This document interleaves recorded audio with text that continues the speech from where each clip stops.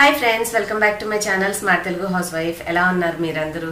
నేను చాలా బాగున్నాను. ఒకసారి మీరు ఎలా ఉన్నారో నాకు చెప్పండి. అలాగే ఈరోజు టాపిక్ వచ్చేసి మేము ఎందుకు యాక్టివ్గా లేము, మీలాగా మేము వర్క్ చేయాలనుకుంటున్నామని చాలా మంది నాకు కామెంట్స్లో రాస్తూ ఉంటారు.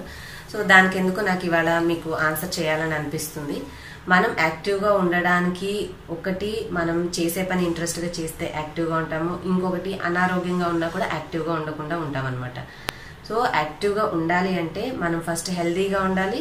హెల్దీగా ఉండి ఎటువంటి హెల్త్ ప్రాబ్లమ్స్ లేకుండా ఉంటే మనం యాక్టివ్గా ఉండొచ్చు. కానీ మనం ఆరోగ్యంగా ఉన్నా కూడా ఇన్యాక్టివ్గా ఫీల్ అవుతూ ఏ పనిలో ఇంట్రెస్ట్ లేనట్టుగా ఉన్నాము అంటే మేబీ కొన్ని కారణాలు. ఒకటి, ఇంట్రెస్ట్ అన్నా లేదు, మనకి పని చేయాలనిపించకపోవడము. రెండోది, మన శరీరంలో సరైన ఖనిజ లవణాలు అంటే ఈ మినరల్స్ అనేవి, విటమిన్స్ అనేవి లేకపోవడం వల్ల కూడా అనాసక్తిగా ఉంటామన్నమాట. అంటే మనకి ఏది చేయాలని అనిపించదు, ఏమి అలా కూర్చోవాలి అనిపిస్తూ ఉంటుంది.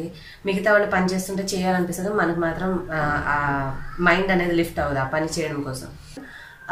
నాకు తెలిసి యాక్టివ్గా చేసుకోలేకపోవడానికి ఒక మెయిన్ రీజన్ అయితే కొన్ని చెప్తాను. అంటే నేనేం డాక్టర్ని కాదు కదా మిమ్మల్ని డిసైడ్ చేసి ఇలా ఉండండి అని చెప్పడానికి. సో కొన్ని కామన్ రీజన్స్ చెప్తాను, సో దట్ మీరు అర్థం చేసుకోవచ్చు అనమాట మీ వైపు నుంచి ఏమైనా ప్రాబ్లం ఉందా అనేది.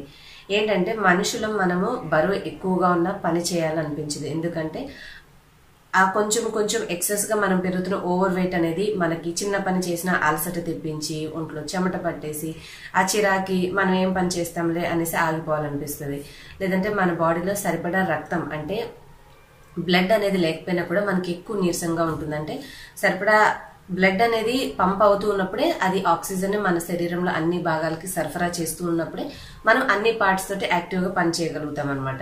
లేకపోతే ఏంటంటే అది బ్లడ్ సర్క్యులేషన్ అనేది తక్కువగా ఉన్నప్పుడు నీరసంగా ఉంటుంది. ఎందుకంటే ఆక్సిజన్ సప్లై మన బాడీకి సరిగ్గా అందదు కాబట్టి. సో మీలో మీరేమైనా ఎనిమియాతో బాధపడుతున్నారా అనేది చూసుకోండి. అంటే మీ ఒంట్లో సరిపడా రక్తం ఉందా లేదనేది ఒక చిన్న బ్లడ్ టెస్ట్ మీరు చేయించుకున్నారంటే మెడికల్ హాస్పిటల్కి వెళ్ళి తెలిసిపోతుంది. హిమోగ్లోబిన్ దగ్గరగా ఒక 11 నుంచి 13% ఉండాలనుకుంటా ఉమెన్లో. అంతకంటే తక్కువ ఉంది అంటే మీకు రక్తహీనత లోపం ఉందని అర్థం అనమాట. కాదండి మాకు చక్కగా రక్తం ఉంది, మేము మంచి ఫుడ్ డైట్ అన్ని ఫాలో అవుతాము అంటే మేబీ ఓవర్ వెయిట్ ఉన్నారేమో చూసుకోండి. తిండి అనేది మనం తినాల్సిన దానికంటే ఎక్కువ తిని లావు పెరిగిపోయినా ఇబ్బందులు వస్తాయి, ఉండాల్సిన దానికంటే తక్కువ ఉన్నా ఇబ్బందులు వస్తాయి. సో ఓవర్ వెయిట్ ఉన్నారేమో ఒకసారి చెక్ చేసుకోండి. మీకు బాడీలో సరిపడా హిమోగ్లోబిన్ లెవెల్స్ అన్ని బాగున్నా కూడా మీకు లేజీగా నీరసంగా అనిపిస్తుంది అంటే మేబీ మీరు ఓవర్ వెయిట్ ఉన్నారేమో చూసుకొని ఆ వెయిట్ తగ్గించుకోవడానికి మీరు మీ వర్క్ రొటీన్. ఇప్పుడు చాలా మంది అడుగుతుంటారు, మేము వెయిట్ ఉన్నామండి తగ్గడానికి సలహా చెప్పండి అని. చెప్పడానికి అది మీరు వర్కింగ్ చేస్తున్నారో తెలియదు, ఇంట్లో హౌస్ వైఫో తెలియదు. ఒకవేళ హౌస్ వైఫ్ అయినా మీ ఇంట్లో మీ హస్బెండ్స్ బిజినెస్ చేస్తారో తెలియదు, లేదంటే జాబ్ చేస్తారో తెలియదు. బిజినెస్ చేసే వాళ్ళైతే వాళ్ళ టైమింగ్స్, వాళ్ళు లేచి వర్క్ చేసుకునేది కాలం డిఫరెంట్ ఉంటుంది. కాదు హస్బెండ్స్ తొందరగా 8 to 9 కల్లా వెళ్ళిపోయే వాళ్ళంటే మీరు హౌస్ వైఫ్ అయినా కూడా మీరు చేసే వర్క్ టైమింగ్స్ డిఫరెంట్ ఉంటాయి. సో ఇలాగా ఎన్నో ఫ్యాక్టర్స్ ఉంటాయి అనమాట. ఇప్పుడు మన హౌస్ వైఫ్ అయినంత మాత్రాన మన ఇంట్లో మన టైమింగ్స్, మనము ఉదయాన్నే లేచి స్టార్ట్ చేసేది, మన హస్బెండ్స్ చేసే వర్క్ను కానీ, మన పిల్లలు చదివే చదువును, వాళ్ళకు ఉండే స్కూలు, లేదంటే వెళ్ళే ఆటో, ఇట్లా బోల్డ్ అనే ఫ్యాక్టర్స్ ఉంటాయి. ఇక్కడ నేను డిసైడ్ చేసి మీకు ఇది చేయండి అని చెప్పే కంటే మీ టైమింగ్స్, మీ ఫ్లెక్సిబిలిటీని బట్టి మీరు డిసైడ్ చేసుకోవాలి. ఒకటి మెయిన్ పాయింట్ ఏంటంటే ఎక్సర్సైజెస్ చేసేటప్పుడు ఎంటీ స్టమక్తో చేయాలి.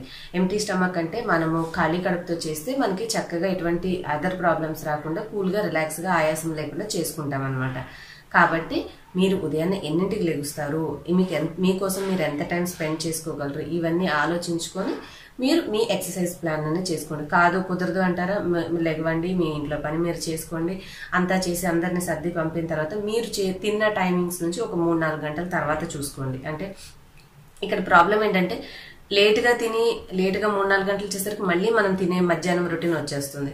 సో ఉదయమా సాయంత్రమా అనేది మీ యొక్క కాలం, మీ యొక్క టైమింగ్, మీకున్న ఎక్స్ట్రా టైంని బట్టి మీరు ఆలోచించుకొని ఒక సిస్టమేటిక్గా, ఇక బయటకు వెళ్ళి ఏదైనా చేసే ఓపుకుంటే మీరు ఎక్కడైనా యోగా కానీ వాకింగ్ కానీ వెళ్ళండి. లేదు అంటారా ఇంటర్నల్గా ఇంట్లో మనకి సైకిల్స్ దొరుకుతూ ఉంటాయి.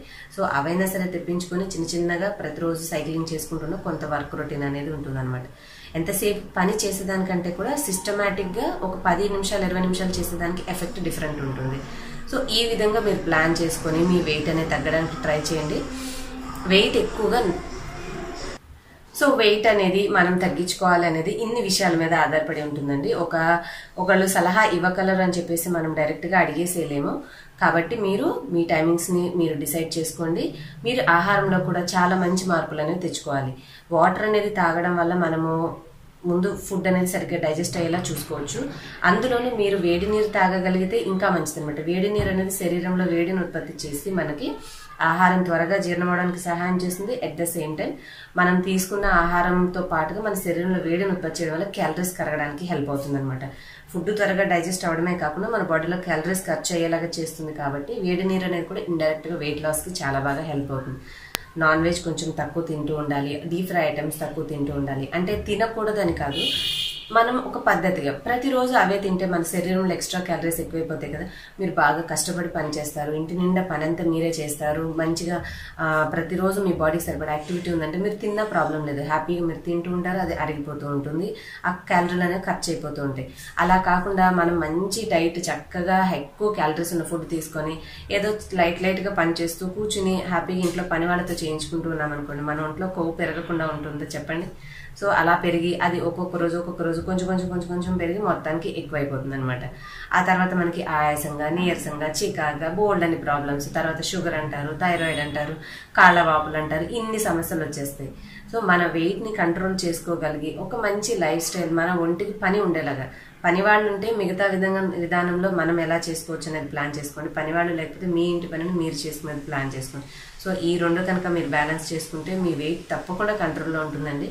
తింటున్నామంటే తింటాము. ఇప్పుడు ఒక బేకరీకి వెళ్తే పేస్ట్రీ చూడంగానే మనకి మనసులో అవుతుంది, అమ్మో బరువు పెరిగిపోతాను కంట్రోల్ చేసుకుంటే 10 సార్లు అదే గుర్తొస్తుంది. తినాలనిపించినప్పుడు హ్యాపీగా తినేసేసి మనల్ని కంట్రోల్ చేసుకోవాలనుకున్నప్పుడు మిగతా టైంలో మంచి ఆరోగ్యకరమైన డైట్ అనేది తీసుకుంటూ ఉంటే బరువు ఎందుకు పెరుగుతాం చెప్పండి? పెరగకుండా హ్యాపీగా ఉంటాము. తినే ఫుడ్కి చేసే పనికి బ్యాలెన్సింగ్ చేసుకున్నామంటే తప్పకుండా మన వెయిట్ మన కంట్రోల్లో ఉంటుంది. మనం ఆరోగ్యకరంగా మంచి డైట్ని తీసుకుంటూ ఉంటే హెల్తీగా ఉంటాం. ఇంకా మనం తినే ఫుడ్లో ఏమేమి ఉన్నాయనేది మనం చెప్పలేం. సో అది ఇంటర్నల్కి వెళ్ళాక మనకి ఎలాంటి ఎఫెక్ట్ ఇస్తుందో తెలియదు. అందరూ తినేవే మనము తింటున్నాం. దాంట్లో కాస్త ది బెస్ట్ మనం తీసుకోగలిగితే మన ఆరోగ్యాన్ని కాపాడుకోవచ్చు.